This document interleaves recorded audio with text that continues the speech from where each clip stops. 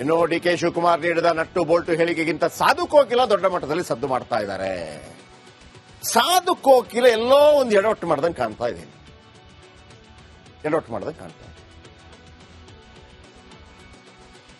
ಎಲ್ಲರಿಗೆ ಪೋಸ್ಟ್ ನೋಡಿ, ಈ ನಾಗಾಭರಣ ಇದಾರಲ್ಲ, ನಾಗಾಭರಣವೇ ಅವರೇ ಇಂಥದ್ದು ಹಲವು ಕಾರ್ಯಕ್ರಮಗಳನ್ನು ಹುಟ್ಟುಹಾಕಿದ್ದವು. ಹಿಂದೆ ಅಧ್ಯಕ್ಷರು ಕೂಡ ಆಗಿದ್ದರು. ಅವರಿಗೆ ಹೋಗಲಿಲ್ಲ. ನಟರಿಗೆ ಆಹ್ವಾನ ಹೋಯ್ತಾ ಇಲ್ವಾ ಅನ್ನೋದೇ ಸದ್ಯದ ಕುತೂಹಲ. ಅನೇಕರು ಹೇಳಿದ್ರು ನಮಗೆ ಲೇಟ್ ಆಗಿ ಬಂತು. ಆಮೇಲೆ ಸ್ವತಃ ಯಾರು, ಆಮೇಲೆ ರವಿಚಂದ್ರನ್ ಎಲ್ಲ ಬರದೇ ಇರೋರು ಅಲ್ಲ ರೀ. ರವಿಚಂದ್ರನ್, ಅನಂತನಾಗ್ ಇವರೆಲ್ಲ ಬರದೇ ಇರ್ತಾರ? ಕರೆದಿದ್ದೀರಾ ಇಲ್ವಾ ಆ ಕುತೂಹಲ ಇದೆ. ಒಂದು ರಿಪೋರ್ಟ್.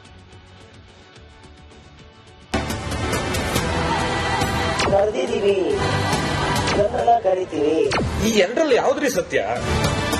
ನೀವು ಕರೆದಿಲ್ಲ ಅನ್ನೋ ಸತ್ಯನ ಅಥವಾ ಅವ್ರು ಬಂದಿಲ್ಲ ಅನ್ನೋ ಸತ್ಯನ? ಒಂದು ಎಂಪಿ ಮಾಡಿ, ಇಲ್ಲವೇ ಎಂಎಲ್ಸಿ ಮಾಡಿ. ಇಂದಿಗೂ ಸಾಧು ಕೋಕಿಲಾರದ್ದು ಅದೇ ಕನಸು. ನಾನು ಕೂಡ ಒಬ್ಬ ಪ್ರಮುಖ ಆಕಾಂಕ್ಷಿಯಾಗಿ ಇವಾಗಲೂ ಇದ್ದೀನಿ.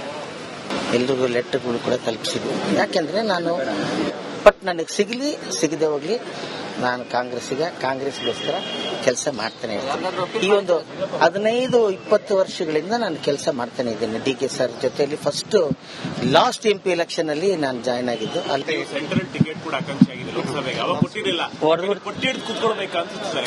ಅಲ್ಲ, ನಾನು ಕೊಟ್ಟಿದ್ರೆ 100ಕ್ಕೆ 100 ಹೊಡ್ಕೊಂಡ್ಬಂದ್ಬಿಡ್ತಾ ಇದ್ದೆ, ಗೆದ್ಬಿಟ್ಟು ಬಂದ್ಬಿಡ್ತಾ ಇದ್ದೆ. ಸ್ಟಾರ್ ನಟರನ್ನು ಕರೆಯಲಿಲ್ವಾ ಸಾಧು ಕೋಕಿಲ? ಸತ್ಯ ಗೊತ್ತಿಲ್ಲದೆ ಸ್ಟಾರ್ಸ್ಗೆ ಬೈದ್ರ DCM DKಶಿ. ಯಾರು ಗೆಲ್ಲಲ್ಲಿ ನಟ್ಟು ಬೋಲ್ಟ್ ಟೈಟ್ ಮಾಡಬೇಕು ಅಂತ ಕೂಡ ನನಗೆ ಚಂದನವನ ವರ್ಸಸ್ ಕಾಂಗ್ರೆಸ್ ಸರ್ಕಾರದ ತಿಕ್ಕಾಟದ ಮಧ್ಯೆ ಸಾಧು ಕೋಕಿಲ ಅತಿಥಿಗಳ ಹೆಸರು ರಿಲೀಸ್ ಮಾಡಿದ್ದಾರೆ. ಆ ಲಿಸ್ಟ್ ನಲ್ಲಿ ಸುದೀಪ್, ದರ್ಶನ್ ಸೇರಿ ಹಲವು ನಟರ ಹೆಸರು ಇದೆ.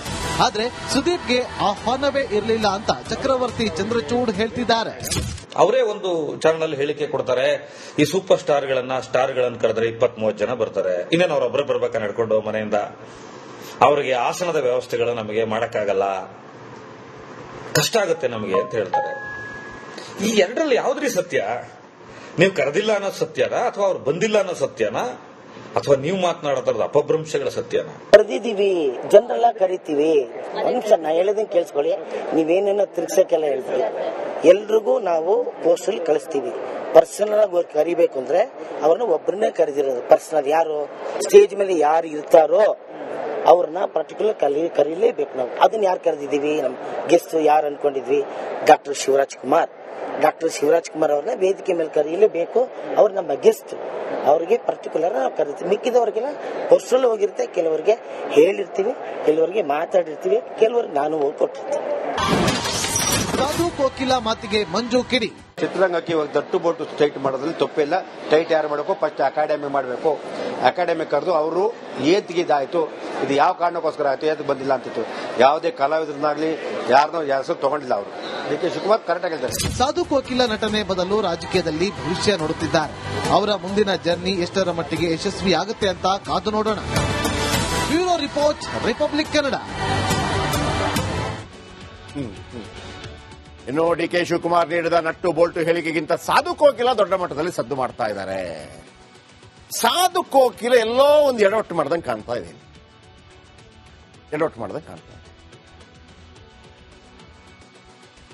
ಎಲ್ಲರಿಗೆ ಪೋಸ್ಟ್ ನೋಡಿ, ಈ ನಾಗಾಭರಣ ಇದಾರಲ್ಲ, ನಾಗಾಭರಣವೇ ಅವರೇ ಇಂಥದ್ದು ಹಲವು ಕಾರ್ಯಕ್ರಮಗಳನ್ನು ಹುಟ್ಟುಹಾಕಿದ್ದವು. ಹಿಂದೆ ಅಧ್ಯಕ್ಷರು ಕೂಡ ಆಗಿದ್ದರು. ಅವರಿಗೆ ಹೋಗಲಿಲ್ಲ. ನಟರಿಗೆ ಆಹ್ವಾನ ಹೋಯ್ತಾ ಇಲ್ವಾ ಅನ್ನೋದೇ ಸದ್ಯದ ಕುತೂಹಲ. ಅನೇಕರು ಹೇಳಿದ್ರು ನಮಗೆ ಲೇಟ್ ಆಗಿ ಬಂತು. ಆಮೇಲೆ ಸ್ವತಃ ಯಾರು, ಆಮೇಲೆ ರವಿಚಂದ್ರನ್ ಎಲ್ಲ ಬರದೇ ಇರೋರು ಅಲ್ಲ ರೀ. ರವಿಚಂದ್ರನ್, ಅನಂತನಾಗ್ ಇವರೆಲ್ಲ ಬರದೇ ಇರ್ತಾರ? ಕರೆದಿದ್ದೀರಾ ಇಲ್ವಾ ಆ ಕುತೂಹಲ ಇದೆ. ಒಂದು ರಿಪೋರ್ಟ್.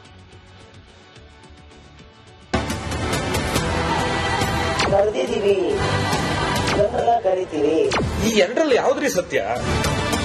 ನೀವು ಕರೆದಿಲ್ಲ ಅನ್ನೋ ಸತ್ಯನ ಅಥವಾ ಅವ್ರು ಬಂದಿಲ್ಲ ಅನ್ನೋ ಸತ್ಯನ? ಒಂದು ಎಂಪಿ ಮಾಡಿ, ಇಲ್ವೇ MLC ಮಾಡಿ. ಇಂದಿಗೂ ಸಾಧು ಕೋಕಿಲಾರದ್ದು ಅದೇ ಕನಸು. ನಾನು ಕೂಡ ಒಬ್ಬ ಪ್ರಮುಖ ಆಕಾಂಕ್ಷಿಯಾಗಿ ಇವಾಗಲೂ ಇದ್ದೀನಿ.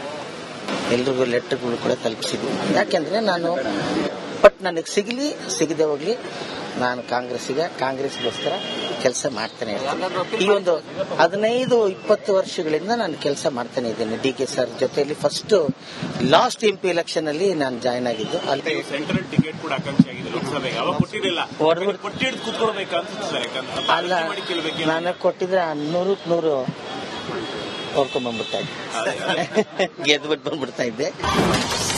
ಸ್ಟಾರ್ ನಟರನ್ನು ಕರೆಯಲಿಲ್ವಾ ಸಾಧು ಕೋಕಿಲ? ಸತ್ಯ ಗೊತ್ತಿಲ್ಲದೆ ಸ್ಟಾರ್ಸ್ಗೆ ಬೈದ್ರ DCM DKC.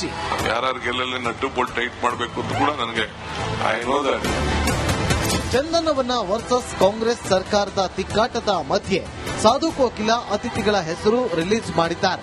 ಆ ಲಿಸ್ಟ್ ನಲ್ಲಿ ಸುದೀಪ್, ದರ್ಶನ್ ಸೇರಿ ಹಲವು ನಟರ ಹೆಸರು ಇದೆ. ಆದ್ರೆ ಸುದೀಪ್ಗೆ ಆಹ್ವಾನವೇ ಇರಲಿಲ್ಲ ಅಂತ ಚಕ್ರವರ್ತಿ ಚಂದ್ರಚೂಡ್ ಹೇಳ್ತಿದ್ದಾರೆ. ಅವರೇ ಒಂದು ಚಾನಲ್ ಹೇಳಿಕೆ ಕೊಡ್ತಾರೆ, ಈ ಸೂಪರ್ ಸ್ಟಾರ್ಗಳನ್ನ ಕರೆದ್ರೆ 20-30 ಜನ ಬರ್ತಾರೆ, ಇನ್ನೇನು ಅವರೊಬ್ಬರೇ ಬರ್ಬೇಕಾ ನಡ್ಕೊಂಡು ಮನೆಯಿಂದ, ಅವರಿಗೆ ಆಸನದ ವ್ಯವಸ್ಥೆಗಳು ನಮಗೆ ಮಾಡಕ್ಕಾಗಲ್ಲ, ಕಷ್ಟ ಆಗುತ್ತೆ ನಮಗೆ ಅಂತ ಹೇಳ್ತಾರೆ. ಈ ಎರಡರಲ್ಲಿ ಯಾವ್ದ್ರಿ ಸತ್ಯ?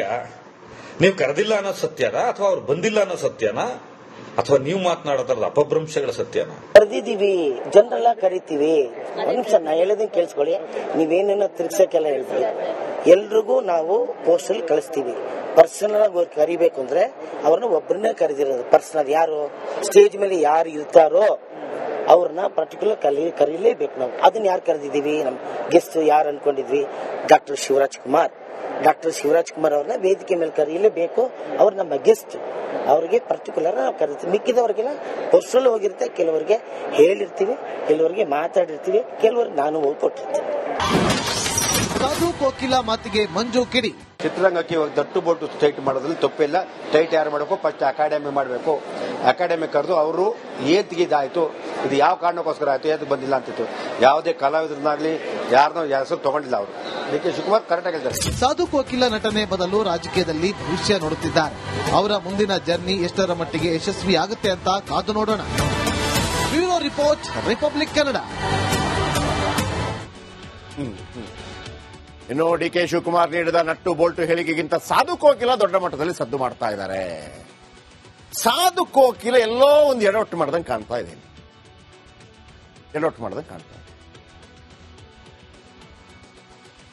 ಎಲ್ಲರಿಗೆ ಪೋಸ್ಟ್ ನೋಡಿ. ಈ ನಾಗಾಭರಣ ಇದಾರಲ್ಲ, ನಾಗಾಭರಣವೇ ಅವರೇ ಇಂಥದ್ದು ಹಲವು ಕಾರ್ಯಕ್ರಮಗಳನ್ನು ಹುಟ್ಟುಹಾಕಿದ್ದವು. ಹಿಂದೆ ಅಧ್ಯಕ್ಷರು ಕೂಡ ಆಗಿದ್ರು. ಅವರಿಗೆ ಹೋಗಲಿಲ್ಲ. ನಟರಿಗೆ ಆಹ್ವಾನ ಹೋಯ್ತು.